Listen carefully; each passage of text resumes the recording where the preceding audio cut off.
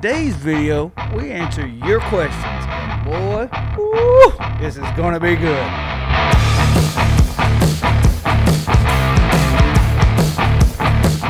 Hey, what is up, everybody? I'm Kosmo, and if you love to grill and barbecue, then this is the channel for you. Subscribe and hit that bell so you don't miss a thing. I'll wait for you. Alright, now that we got that out of the way, today we're going to answer your questions, and ooh, there's some good ones. I wish I could have answered everybody's, but literally hundreds and hundreds of questions out there, but we got some good ones. So let's just jump right into it. My boy Jeff asks, hey Kosmo, what are your favorite meats and or recipes for using Killer Bee Chipotle rub? Jeff, that is an amazing question. A lot of people don't know, but I layer my rubs. And what I mean by that is, take for instance a brisket, cow cover, Dirty Bird Hot, Texas beef. That's how I do it. You want to walk people down that flavor trail. So that's what we do. Now getting back to the question, Killer Bee Chipotle is a honey rub. It's going to be a sweeter rub, so I love it on chicken and I love it on pork. Ribs, canned ribs with Killer Bee Chipotle. Oh, make you scissor kick a freaking squirrel right in the liver. Super Dave, what's up, brother? Super Dave asks, hey Kosmo, what's the best source for baby back ribs in Oklahoma City? Super Dave, I'm gonna tell you. The one thing you'll find out about Sam's Club is, depending on your Sam's Club, they have different stuff. You can go to one Sam's Club and they'll have prime briskets. You go to another Sam's Club and all you can get is select. It's just based on what they're selling in their area. In Oklahoma City, though, there's a store called the Chef Store, which is a store for U.S. foods. So you can actually go in there and you can buy restaurant quality food right there. And I love their baby backs. They use Seaboard, American-owned company, so you gotta love that. Julio Ortiz asks us, is there any pros or cons separating the point from the flat in competition cooking to get better burn ends? That's a great question, Julio. A lot of people don't know what's going on in competition barbecue. It seems like YouTube lags behind, with the exception of a few YouTubers out there that are current with actually what's going on in competition barbecue. The majority of people are separating the flat from the point, and I myself do. I've been doing it for probably 3 years now, and here's the reason why. On the flat, I can get a perfect arch on it every single time. That's one benefit of separating it. On the burn ends, I can also do the same if I need to prop something up, but what it does is it allows me to focus on the individual cuts separately. So I'm not like, hey, this one's done, so if this, then that, whatever. I focus on them separately, so I nail both of them perfect every time. Great question, Julio. Next best thing, 81. What's your opinion on kiln dried versus seasoned wood? He goes on in his question down here, but I'll just give you the 411. Kiln dried wood, they usually run to a certain moisture they come down to, and maybe it's 18 or, depending on what the store spec is. I like to run right around 14%, 12 to 14%. Now you can get that with seasoned wood, but here's the deal. Chances are you didn't drop it, you didn't cut it, you didn't haul it, and you didn't stack it. So you don't know where it's been. So for competition barbecue, I always try to get my, I said get my wood, get my wood around 14% moisture. And there's actually, I'll leave a picture right here and a link down in the description of a meter that you can buy, and all you got to do is just touch it to the wood. I said touch it to the wood, and it'll tell you the moisture content. Great question. Jason Hart asks, cooking a brisket on a pit barrel, would you hang it or cook it like you did in your other video?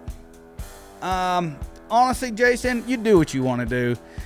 The reason why I like to cook them on the grate versus hanging them, me personally, is because for home, this answer is only for the backyard cook. I wouldn't do this in competition. But for home, I would flip the brisket and I'd get my bark perfect on both sides and then wrap it up with the brisket mop.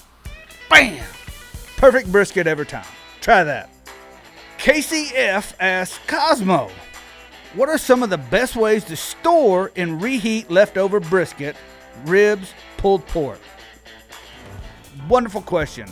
I personally store mine in Ziploc bags because around my place they don't last long. But if you're going to, if you want to cook a bunch of brisket and then maybe do what you want to with it, I would highly suggest that you consider vacuum sealing it.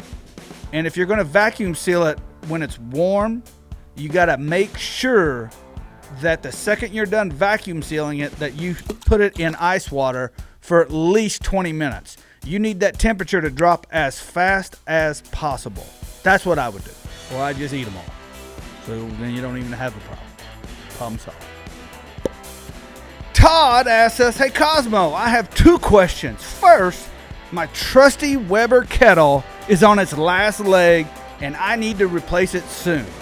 Is a PK worth the money or should I just get another Weber kettle? Second, have you ever smoked a brisket on the pit barrel? Yes, I have. Just answered that one. That's for you, Todd. As far as the Weber versus PK, the PK fad came in it probably came in 3-4 years ago. They're great cookers. My personal opinion is the way they've priced them, they've priced themselves out of the market. If I had to guess, I would probably look for PK to decline over the next 5 years because the market is highly competitive, and for what they're going for right now, it's just you're not getting any bells and whistles. As a matter of fact, I'm switching my competition rig over from a PK to a hasty bake, so 100% stainless steel. But I'll say this, Weber kettles, I have 2 Weber kettles at my house. One on my back porch and one on my shop porch. You can never go wrong with a Weber kettle, ever. I've done everything on a Weber kettle. Sausage, brisket, pulled pork, ribs. First competition I ever won in my life was on Weber kettles. So, hey, great question, Todd. Keep rocking them Webers, brother. Andy asks, you're on death row. You must cook your last meal. What do you cook and what do you cook it on? Oh, dude, that's a great question. Okay, let me get my mind right. Probably done something really bad. Maybe cooked on a gas grill. Yeah, cooked on a gas grill. Oh man, death row, I don't know. I would probably cook my favorite meal.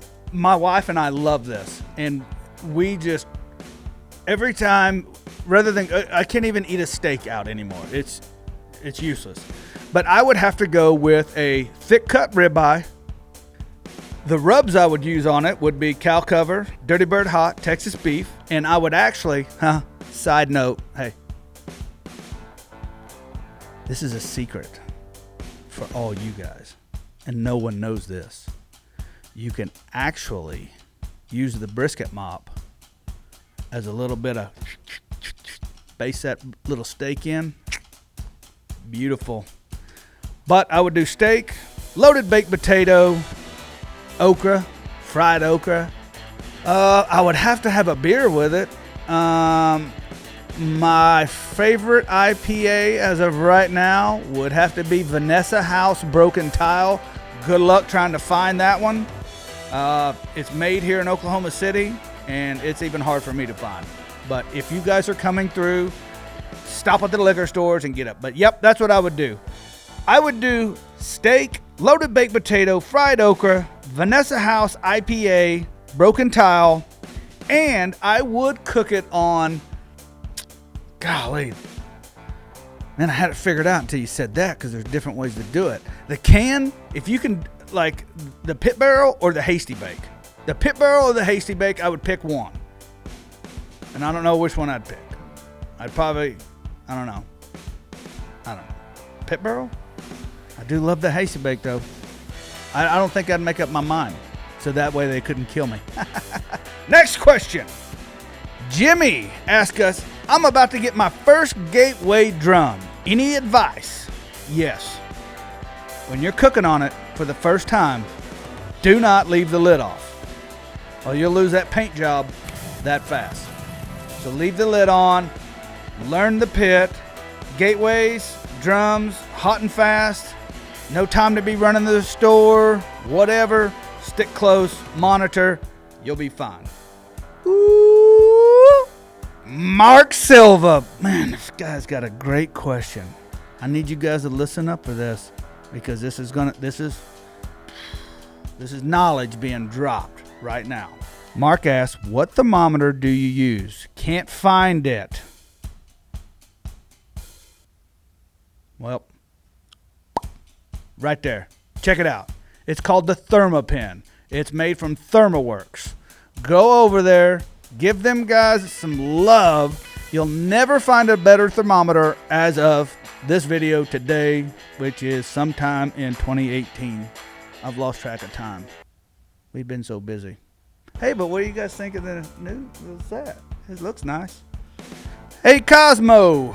Rashad Pippin asks, hey, Cosmo, I have a question about competition pits. I've been looking at El Rey smokers, Champion smokers, and finally Outlaw competition smokers. Tell me which one you believe will give you the better edge.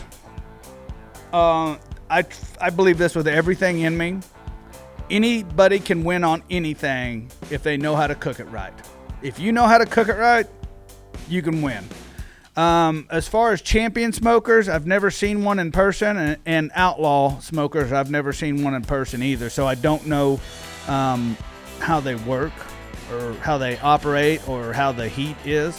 But I do have an El Rey, and I have ran the El Rey. So I actually got one down in the showroom right now.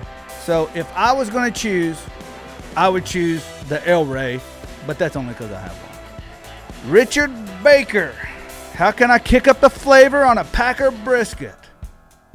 Well, Richard, you're in the right place, my friend. Come in a little closer, Richard. Let me whisper in your ear. 2 things. No, I'm going to give you 5 things you need to buy to drive your brisket through the roof. 1, reserve blend brisket injection. Just mix it by the instructions. Don't do anything else, and jack that thing up. 2, you're going to need you some cow cover, some Dirty Bird Hot, and some Texas beef. In that order. Cow cover first, Dirty Bird Hot second, Texas beef third. Now, this is where all this comes together. When you go to wrap that brisket, you take a bottle of this brisket mop that you're going to buy too, and you dump that brisket mop in that wrap, and you finish that brisket off. Now, when you're done, you're going to have a bunch of liquid gold down there in that au jus. So you take that au jus, you separate that, pull that fat off of there, and then you baste that brisket with that au jus. And I'm going to tell you right now, my friend Richard, you'll never find a better brisket, period.